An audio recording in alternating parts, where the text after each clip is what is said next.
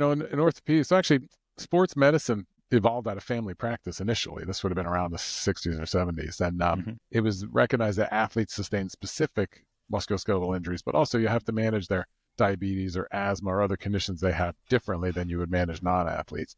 And then around that same time, in orthopedics, arthroscopic surgeries were developing. Hmm. And after an arthroscopic procedure, you can usually get back to activity sooner. And so the two branches of sports medicine were sort of evolving side by side. And you could do, if you were an orthopedist, you could do a fellowship in sports medicine, which really was arthroscopy. Yep. And if you were in pediatrics or internal medicine, family medicine, emergency medicine, et cetera, you could do sports medicine fellowship.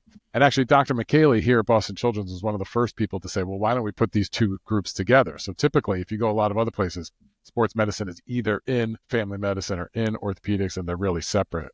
Whereas here, he brought us all together, plus podiatry and registered dietitians and sports psychologists and everybody else.